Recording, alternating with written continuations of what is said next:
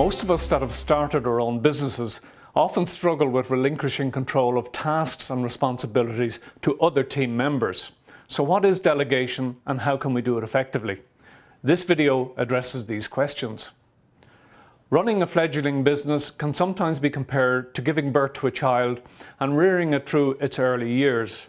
Both are a labour of love and require careful and considered nurturing in order to achieve their full potential. However, in both cases there comes a time when the best way to allow the fruits of your love and dedication to blossom is to let go and allow others to be a part of the nurturing process. The biggest problem with not delegating is that you may be spending way too much of your time doing routine tasks that can and should be done by other members of your team.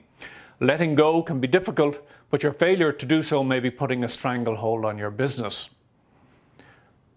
In small and medium businesses, business success most often comes from the owners realizing that they should spend 95% of their time working on tasks that they excel at and by delegating everything else to their colleagues. The net effect of this is that everyone is working close to the top of their game and nobody is focusing on trying to get better at performing tasks that they are poor or simply adequate at. The real challenge for business owners is to let go in the first place.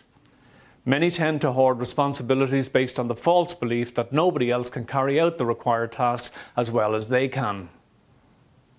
However, it makes no sense for the captain of a ship to be down in the engine room wiping down oily surfaces with a rag.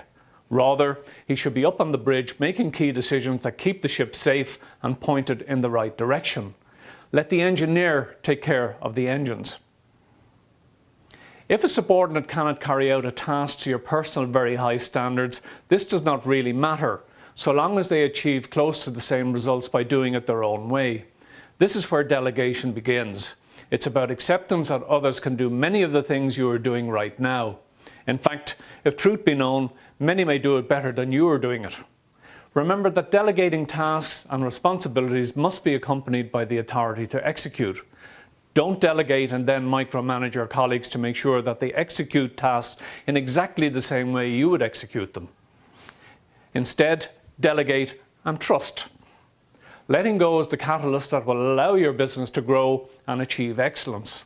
Owners and managers need to let go of tasks and responsibilities that don't sit within the 95% rule.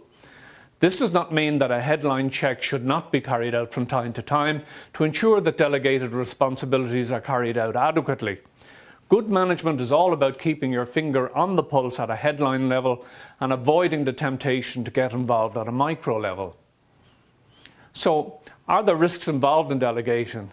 Yes, there is a risk that a colleague may get something wrong at first, but success comes from learning from mistakes.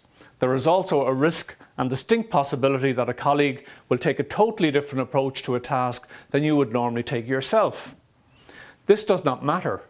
It's the results that count. You must avoid the temptation to be critical simply because tasks are not carried out the same way you would do them. The key to successful delegation comes from letting go and learning to be a coach and a cheerleader rolled into one.